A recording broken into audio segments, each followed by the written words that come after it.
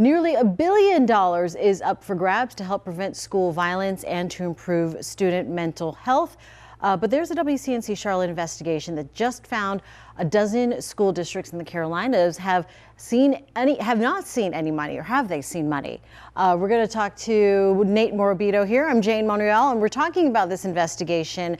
Nate, how did you learn of what's happening here, and explain better what is happening here, if you don't mind? Yeah, so let's just start with the fact that only 12 districts in the Carolinas have received money so far.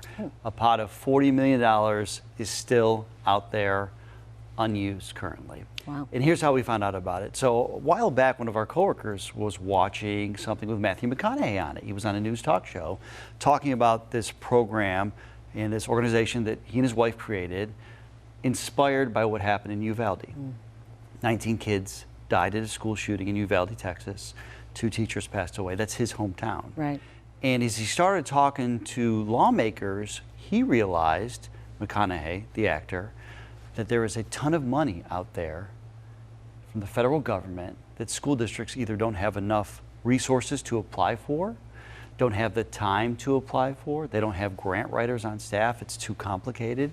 And he said, well, we're gonna come up with a plan to ship out grant writers to those districts to help them navigate the complications of this, and long term, to eliminate the bureaucracy that really slows down all this process.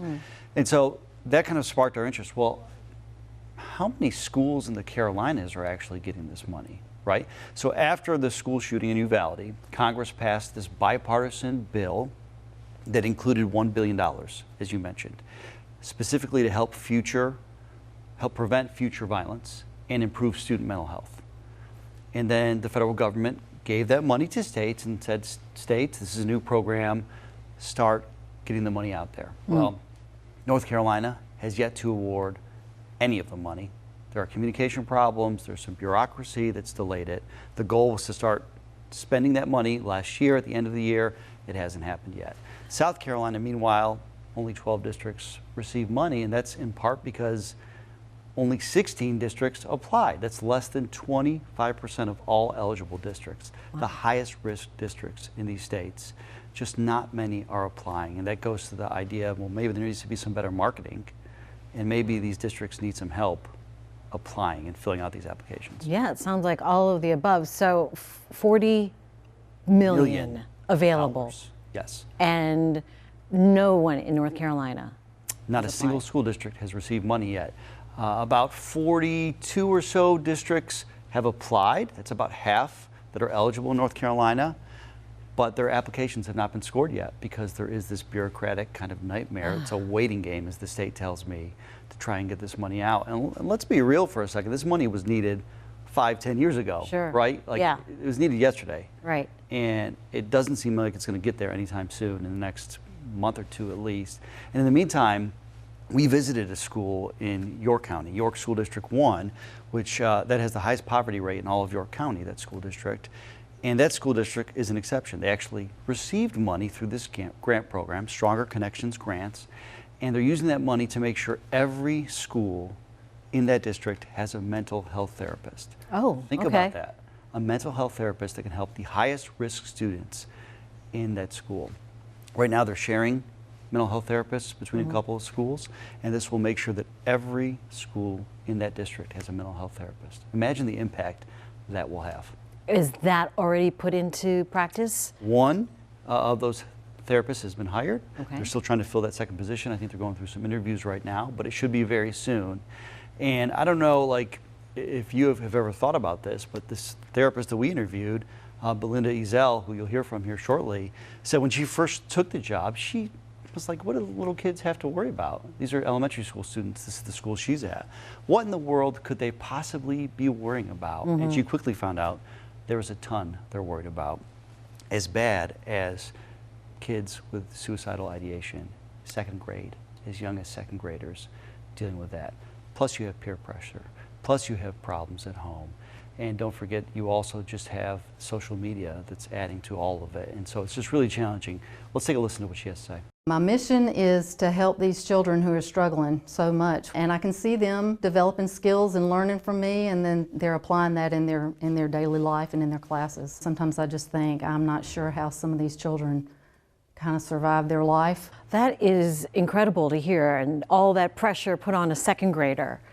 What else is York County doing differently that they were able to receive some money? Okay, so they have a grant writer on staff. You remember I told you Matthew McConaughey realized that a lot of school districts don't have grant writers. Well, because there's limited funding in this district, because it's a high poverty rate, they have a grant writer on staff. And that seems to be a real solution if you can afford it and if you can hire someone, because that woman, about a dozen grants a year she's applying for. That's one of her main purposes, is to correctly fill out this information so the school district receives a high score, and then they get the money. And as she told me, any grant money that comes in, that's a win for kids. And in this specific case, the school district said this is going to be life-changing for some kids. Sounds like it already.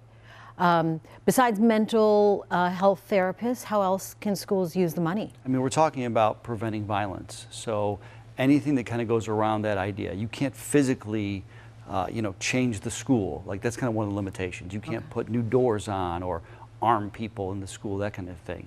But you can provide resources, support services to help these kids, not just from the mental health perspective, but also in a way to navigate the whole violence issue. It doesn't need to get to violence, right? There are other things that you can do to try to avoid that. And that's what this money can be used for. And it's not just the Carolinas that have struggled kind of with this. This is a nationwide issue as far as the money goes. Right, right. And so, so today, with no one receiving any grant money in North Carolina, how can schools know about it, or what do they need to do to qualify? All right, so there's very strict eligibility requirements. The poverty rate's really critical. There also has to be another factor, such as high rate of bullying or absenteeism, homelessness. And I really would suggest school districts, parents, teachers, to kind of start pushing the idea of this Green Lights Grant Initiative. This is the McConaughey's organization. And what this organization can do, and it's all privately funded, by the way, is they can connect districts with these resources, put them on a mailing list. So anytime a grant comes out, they can be alerted, hey, there's grants available, you should apply. Well, I don't have a grant writer. Well, let's place a grant writer to help you free of charge so you can score on there. And so far, 19,000 school administrators from across the country have reached out to this organization to try and get some participation and learn more. So in the short term, this money doesn't disappear, right? Right. It doesn't go unused. And in South Carolina, they've already spent some of this money. The Department of Education there told me, look, we're going to find ways to spend this money. They haven't released specifics yet, but they're not going to give it back to the federal government. And what part of my hope too is that our reporting will raise awareness about this program and that these grants are available, so that these districts know and know the impact it can have for the kids, because that's what we're really talking about. Yeah. Kids feeling safe at school. Oh my gosh, absolutely. As a father, that's got to make you feel better. Yeah, absolutely, and that's what we want. That's number one. How can a kid learn properly if they don't feel safe? And we talk about the challenges some kids face. I was talking to a student last week who was kind of telling me what the wish for 2024 would be, and it was housing stability. They're at risk of losing their home. Oh. And that's what's weighing on a child when they walk in the school doors every day. How can you learn when that is weighing on you? A kid is supposed to be carefree, but there's so many things that children are struggling with that we as adults struggle with it. We struggle with it, and we have a hard time figuring it out. And it's just good to know that there are people that are trying to help these kids, and that there's money that's trying to help these children. Let's just spend it. It's amazing. Where is that money from? It's from the Bipartisan Safer Communities Act. Okay. This was passed by Republicans and Democrats, signed by the president in 2022 after the Uvalde shooting. And that money is part of that major package to really make an impact and try to prevent these future deadly shootings. The amounts for South Carolina versus North Carolina, what are they, and why is there a difference? Well, North Carolina is one of the largest states in the country, so North Carolina is going to get more. And I think it's around 29 million North Carolina received, where South Carolina received about 15, 16 million. They've spent about 4 million of that money, but in South Carolina, $11 million still.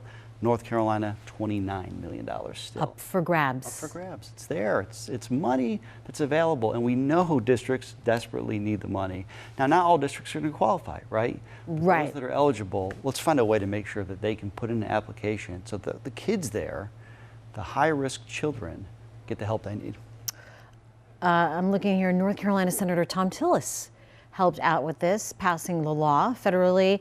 And this is what his office had to say about some of the challenges for implementation. Yeah, he's also a co-chair of this Green Lights Grant Initiative. And if you can just kind of scroll down, because I want to quote this perfectly. Senator Tillis has and will continue to hold roundtables across North Carolina with state, local, and community leaders to ensure those individuals and entities that are aware of this federal funding and these opportunities from the Stronger Connections program and others as well. So he says they're monitoring this. They know this is a new program. It's not gone out as fast as it should have. You know, lawmakers should be made aware of this too if they're not. Another point that parents can do, reach out to lawmakers to kind of make this a little bit more seamless. Yeah. What was the process of working on this investigation like for you? So, you know, we were first presented with a solution. If you know, I was telling our coworkers, said, hey, there's this thing that Matthew McConaughey's doing. And we're like, wow, okay. That's so interesting, because usually our job is to, we know of the problem and then we look for the solution. Right. But the truth is this problem already existed. We're just becoming aware of it. So we started with a Matthew McConaughey kind of angle, but then quickly started looking into the data here in the Carolinas. How much money was given by the U.S. Department of Education? How many school districts actually applied? Has any money been spent? Give me the breakdown of all school districts that received money. And then we started kind of figuring out, well, how are we going to tell this story? We need real people. Right. It's a lot of data. It is a lot of data. And this, look, people, that's what really matters. Right. And so we talked to the therapist. You heard her, Belinda Ezel. We talked to those in York County because they also seem part of a solution that others can learn from too, to figure out, well, they got the money. What are they using it for? What's the impact going to be? And in the end, we were able to talk to McConaughey's people as well about why this is so critical. And apparently when he and his wife were in Uvalde, the parents said to him, just make our kids' lives matter. Can you just do that for us? Make our kids' lives matter. And so this is now the commitment to make sure that other children don't die so young. Just got goosebumps. All right, between mental health, just health, it all plays into feeling safe and being safe at school too, doesn't it? That's the critical thing. I mean, you gotta feel safe at school. If you're feeling uncertain, unstable in school, how can you focus on anything? How can you be a kid and be carefree and have fun? And that's what I told this child I talked to about the housing instability. Like, this is not something a child should have to worry about. This is an adult problem. But children are carrying huge burdens with them. A lot of times they're invisible. We don't see them unless we take kind of an interest in them. And so if we can get more therapists in school, those kids can tell those therapists. Absolutely. Any other surprises?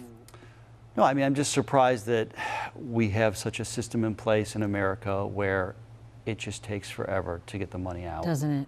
And, you know, there's a big, you know, the president signs this bill that has all this money that's going to go to these schools, and then the schools don't get the money, or they're not even aware. And guess what? How can you blame these schools? As McConaughey has said, you know, some districts, the principal may also be the bus driver, right? How are you going to write a grant in the midst of all of that? We know how few resources schools have. We know how hard of a job teachers have. How do we expect them to deal with this bureaucracy in the meantime? And I think that's what really surprised me too. The money's there, but there's no easy way for schools to get it. And you know, part of it is it's our taxpayer money, so you can't just give it free rein, right? Because we're going to be like, well, why are you spending money on that? But there's got to be a better solution in place, and hopefully we've outlined a couple that are out there. Okay, good. That, yeah. you know, school districts can take advantage of. Because really, when you talk about bureaucracy, it encompasses so much. It's the paperwork, or the right person's not in place, or you got to prove what you're going to do, and that all just takes so long to get through the right channels and then back down to the school. So I mean, I would sense the frustration on a school district's part. Yeah, and let's remember, we're not blaming the school districts by any stretch. We just want to make them aware. Sympathetic to the cause. Right. It's there, the money's there. The money's there, and we get that you're overwhelmed, and it sounds like there's an organization that is just desperate to Yeah. help these school districts out. Well, sounds like an important story. What time are we airing it? We're airing it tonight. That's Wednesday at 6 Wednesday? p.m. Okay. And it'll live online at WCNC.com in perpetuity as well. Love perpetuity online. That's right. All right, Nate Morabito, always doing the work and finding the solutions, pointing Trying us to. out to the direction at least, and Yep. showing where's the money. Thanks, Nate. Thanks, Jane.